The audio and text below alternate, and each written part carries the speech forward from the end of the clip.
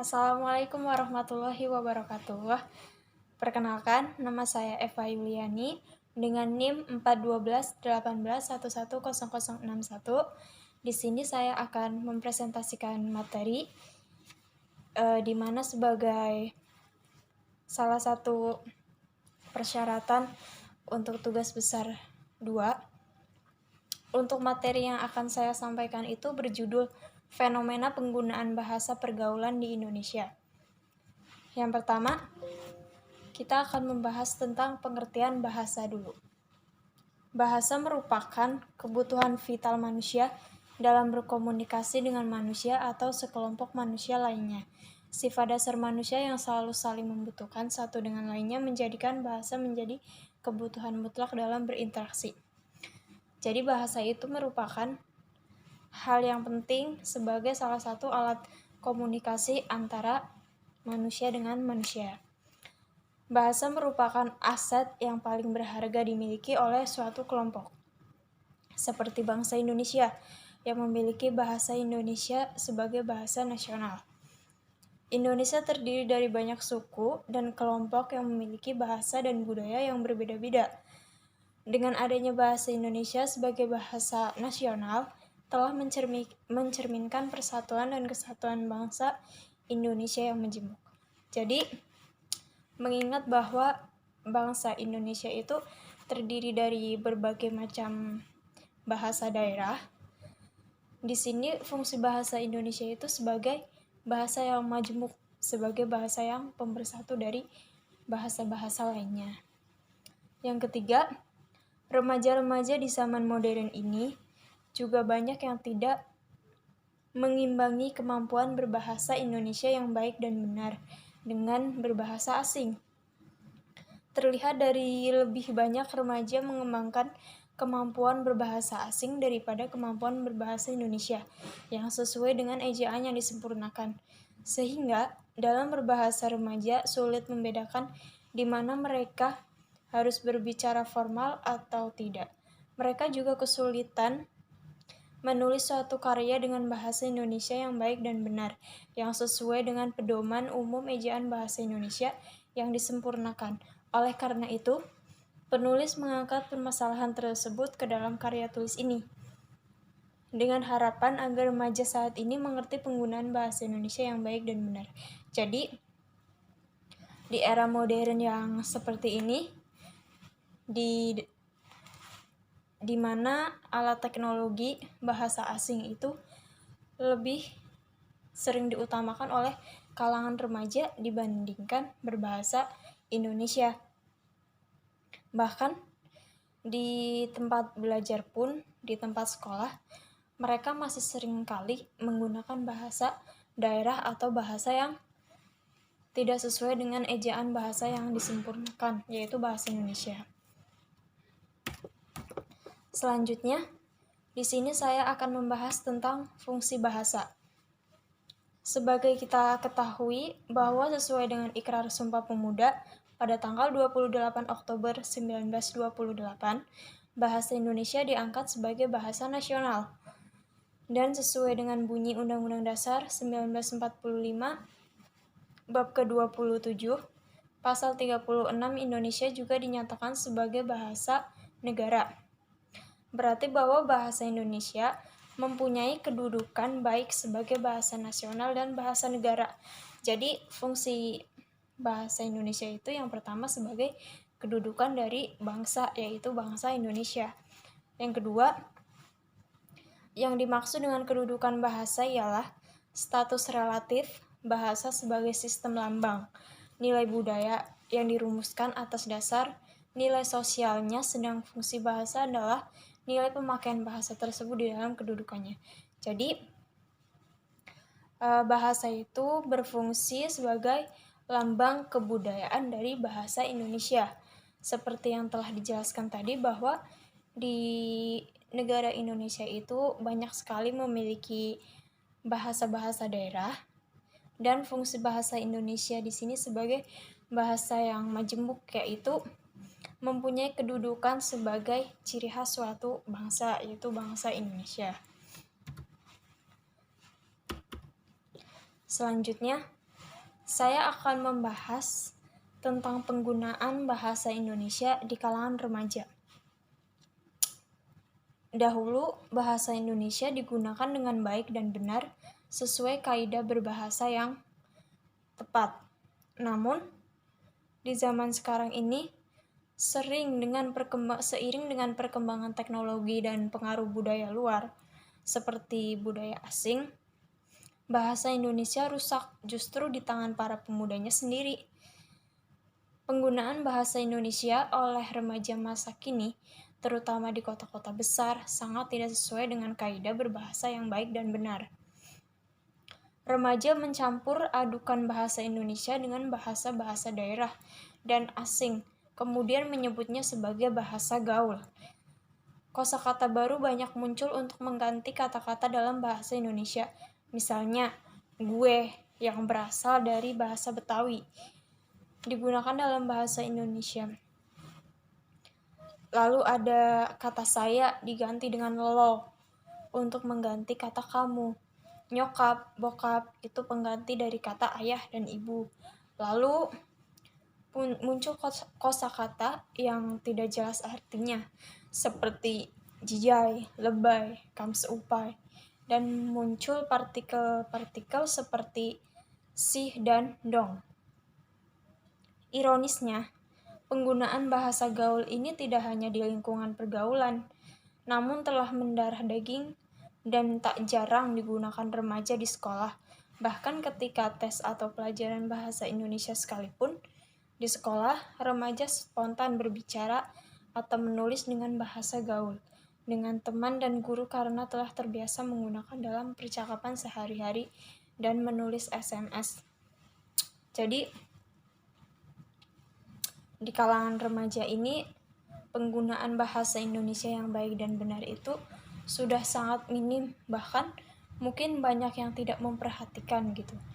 Bukan hanya di lingkungan masyarakat saja, namun di lingkungan yang berpendidikan pun seperti sekolah, itu cara berbahasanya masih dicampur adukan dengan bahasa daerah yang mereka sebut dengan bahasa gaul gitu.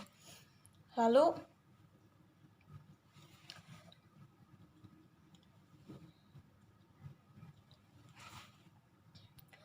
dengan seiring perkembangan zaman, seperti teknologi, kita kan sudah terbiasa dengan mengetik menggunakan alat komunikasi yang disebut dengan handphone.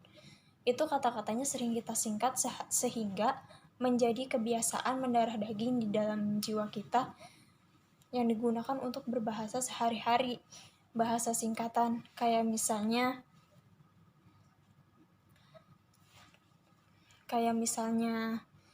yang kita tulis menjadi Y dan G. Lalu ada kata dengan, kita singkat menjadi DGN. Itu salah satunya.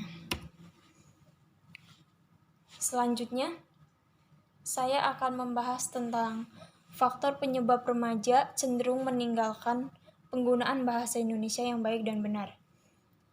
Yang pertama, pengembangan ilmu pengetahuan teknologi dan informasi. Hal seperti itu sangat mudah kita temukan di tengah-tengah masyarakat modern. Penguasa terhadap teknologi dan informasi merupakan sebuah keharusan yang dijalankan untuk mempersiapkan masa depan yang semakin berkembang dengan teknologi-teknologi canggih. Jadi, seiring dengan perkembangannya zaman, di era globalisasi, era yang modern ini, kita ditekan atau diharuskan agar kita menguasai bahasa asing gitu. Karena bahasa asing juga di dalam dunia modern itu sangat dibutuhkan. Lalu yang kedua, mengasah kemampuan berbahasa asing. Kemampuan menguasai bahasa asing oleh para remaja akhir-akhir ini sedang giat-giatnya dilakukan. Menguasai bahasa asing sama artinya mendapatkan pekerjaan yang mendatangkan gemilang harta. Dengan kata lain, kesuksesan ada di depan mata. Jadi, di dalam dunia kerja, itu bahasa asing sangat dibutuhkan. Sehingga di kalangan remaja, itu kita diharuskan menguasai bahasa asing, dan itu suatu keharusan, suatu kebanggaan juga buat diri sendiri gitu.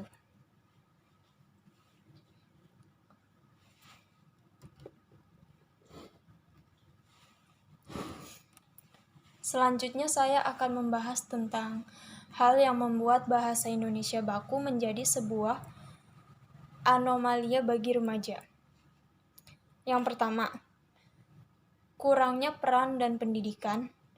Arti pendidik di sini tidak hanya di sekolah saja, tetapi juga dari keluarga dan masyarakat. Di lingkungan keluarga, orang tua cenderung tidak mempermasalahkan bahasa Indonesia yang digunakan anak-anaknya sejak kecil. Jadi, mengingat bahwa keluarga itu adalah suatu pendidik yang pertama, di mana ketika anak dilahirkan itu keluarga yang peran utamanya sebagai mendidik anak tersebut. Dari kecil dia tidak dibiasakan menggunakan bahasa yang baik dan benar. Justru mungkin dari kalangan orang tuanya itu masih sering menggunakan bahasa yang dicampur adukan atau bahasa yang tidak sesuai dengan ejaan yang disempurnakan. Sehingga seiring dengan tumbuh dewasanya anak itu, dia menjadi terbiasa dengan berbahasa yang tidak baik dan benar. Yang kedua, kurangnya kesadaran dari mahasiswanya sendiri, identik dengan remaja dewasa. Mahasiswa masih mempunyai ego sehingga mereka merasa canggung berbahasa Indonesia yang baik dan benar dalam pergaulannya. Bahkan, mahasiswa lebih memilih untuk menguasai bahasa Inggris yang dianggap lebih hebat daripada bahasa Indonesia dan beralasan untuk mengikuti perkembangan zaman. Alasan tersebut memang tidak bisa dipungkiri karena alangkah baiknya jika menguasai bahasa Indonesia yang baik dan benar dulu. Jadi, bahkan ketika kita sudah memasuki dewasa akhir, ketika kita duduk di bangku perkuliahan sebagai mahasiswa, cara berbahasa kita pun masih belum sesuai dengan ejaan yang telah disempurnakan. Kenapa? Karena alasannya yang pertama itu mengikuti perkembangan zaman gitu. Dalam bahasa pergaulan, itu kan mereka menekankan berbahasa menggunakan bahasa yang gaul dan bahasa yang asing, sehingga berbahasa Indonesia itu ditinggalkan.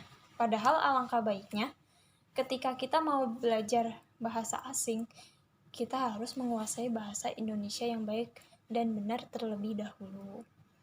Yang ketiga, anggapan bahasa Indonesia baku sebagai bahasa panti jompo.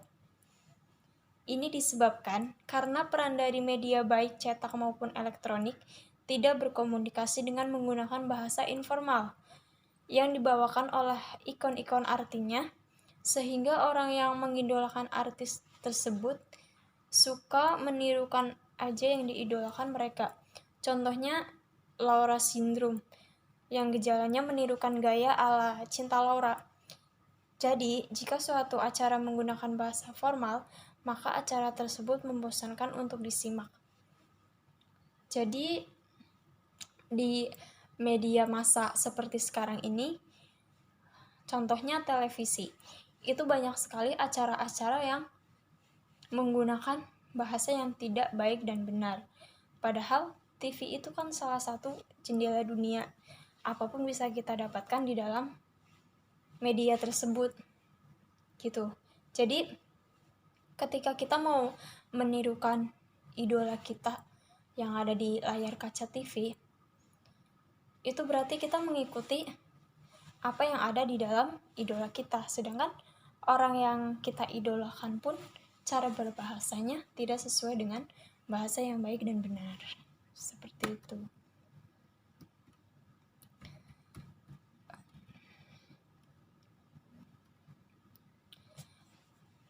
Ini saja yang dapat saya sampaikan.